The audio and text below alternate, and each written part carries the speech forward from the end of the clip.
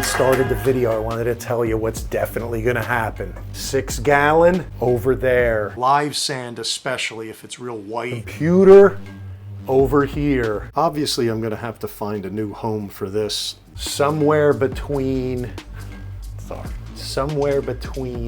50 and 90 gallon right in here, right at this level here. So I'm gonna go a little higher. Picture this, right in here about this high, this whole area. It's gonna look great. Let's get into it. Water change Wednesday right now.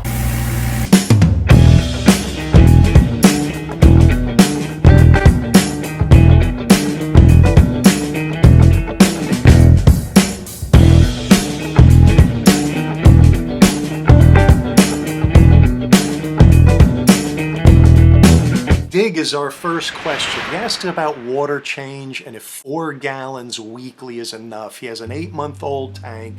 Everything looks great. All his parameters are perfect. And he wants to know if he needs to do 4 gallons every week. If your tank looks really good, there's no need to do a weekly water change. When I say weekly water changes, if you have a very small tank like a 5 gallon, you have to be careful. I know I could probably do monthly changes of maybe 20% on my 20 gallon. My experience tells me if I do that for 3 to 6 months, maybe month 6, things might cross that threshold and bang, I'll have problems with algae, unwanted algae, you just don't know.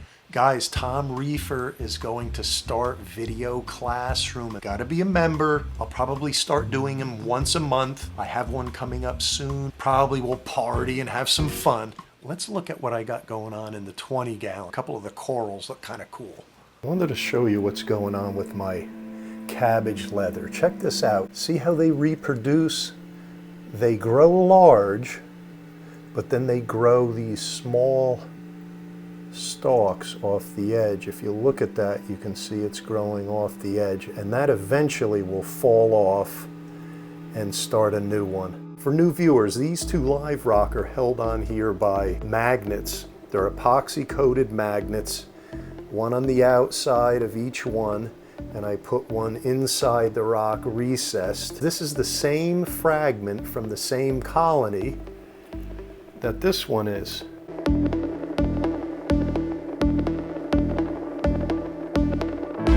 David asked about diatoms, or what I think is dinos. His tank is over a year old. Sometimes when you add something new to the tank, live sand especially, if it's real white and it's pristine and it's new live sand, you're gonna get a diatom bloom. New live rock, especially if it's the manufactured type, possibly an explosion of hair algae all over that. My guess is he might have a dino bloom.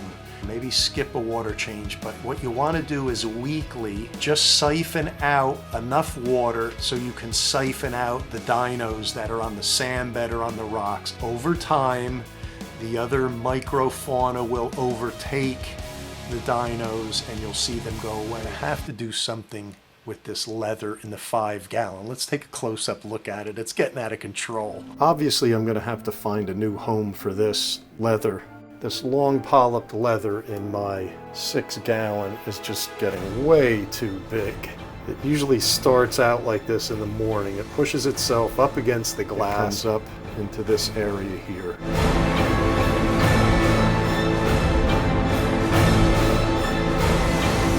Effie asks if he can put Refugium algae on a filter sponge. This is the way I'm thinking about it. He wants to put Chaeto or something on top of the sponge, and I told him it's best to try to keep that separate.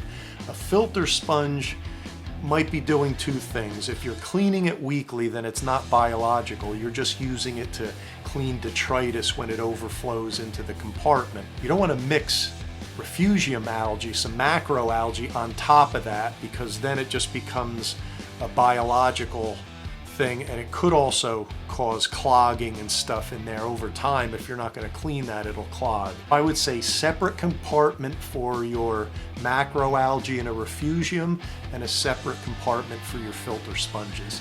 This might be a good time to show you what's going on in the 5. All right, guys. Quick par reading here. I've been looking at my Duncans And on and off, they just haven't been consistent with opening. So I want to see what the par is. And there you go, 76, 77, right at this level here. So I'm going to go a little higher. Kessel is about 8 inches away from the water. I'm going to say about 10 inches away from the Duncans. That's 12 o'clock on color and 12 o'clock on the intensity. Fareed asks about biomedium in an overflow box. He has a 5-gallon tank that he's cycling with live rock. And I told him, well, no biomedia in the overflow box. You don't need it because you have live rock. But what I would use that for is a compartment for GFO, activated carbon, and it'll create some water flow in and out of your tank.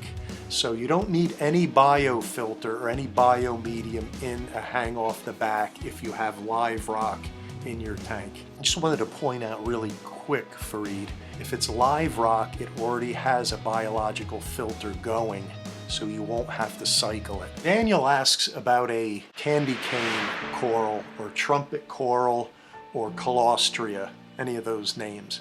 He has a perfect tank for it. Everything's going great, but when he put it in his tank, they kind of shriveled and didn't open up. He said he gave them to a friend who has a tank, and he said they flourished in there right away. Told me his parameters were all good, except one thing he had mentioned, that his DKH was up around 13. 13 in and of itself is not dangerous, but it could be if he's putting in colostria in a 13 DKH tank. If it came from a tank that was 8 or 9, even if he acclimates it slowly, that's quite a serious change in a tank. 8 or 9 to a 13 is a big adjustment. Sometimes corals need a time to adjust. If they've been in one place for a long time and you're putting them in a new environment, there's lots of things that can be different that could cause a coral not to open up right away. A lot of times, guys, you just got to give corals time in a new environment and they'll be okay. I wanted to thank everybody for the compliments on the 6-gallon tall video. It's been a cool 18 months for that, and it was fun to build. Chef Pool says, let me find Chef Pool. Where is he? Where's Chef Pool?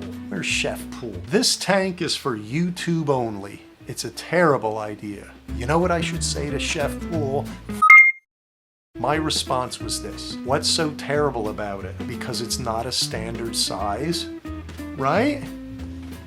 This is why I'm thinking about a new tank, guys. 60 gallons, because these are covering each other up. They're just not where I would like them to be. I want them to have more room. And look how big my Australian leather is getting. This is almost doubled in size since I moved it. So I have to find a place for these, and it's going to be a tank right next to the 20. I'm going to move the 6-gallon over to here.